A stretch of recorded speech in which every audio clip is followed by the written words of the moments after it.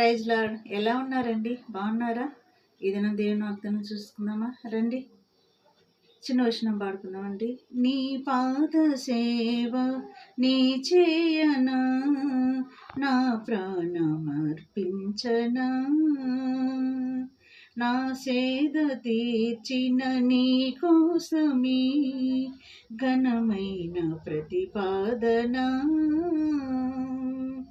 ప్రకటింతును నీ శౌర్యము, కీర్తింతును నీ కార్యము, చూపింతును నీ శాంతము.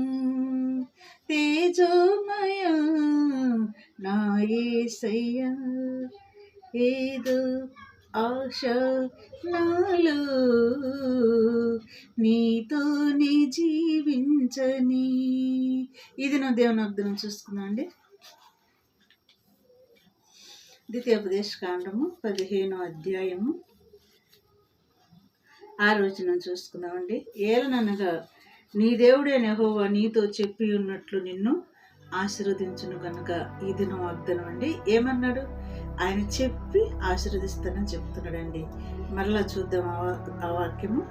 ఏలననగా నీ దేవుడైన యెహోవా నీతో చెప్పి ఉన్నట్లు నిన్ను ఆశీర్వదించును కనుక ఇది నా వాగ్దానం. నీవు అనేక జనములకు అప్పు ఇచ్చెదవు గాని అప్పు చేయవు, అనేక జనములను నీవు ఏలుదువు గాని వారు నిన్ను ఏలరు. నిజమే, ముందు ఆశీర్వదిస్తానని చెప్తున్నాడు ఆయన.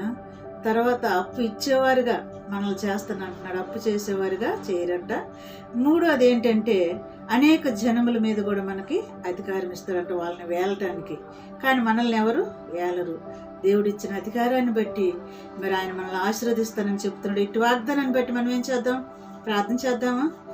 కళ్ళు మూసుకోండి. స్తోత్రములు ప్రభువా, ఇటు వాగ్దానాలు మా హృదయంలో నీరుగట్టి పల్లింపు చేయి. చూస్తున్న బిడ్డలు, వింటున్న బిడ్డలను కూడా నాయన దీవించి ఆశీర్వదించి నీ రాకడికి ఆయుధపరచమని నజరేయుడైన యేసుక్రీస్తు నామములో అడిగి వేడుకొంచున్నాను తండ్రి.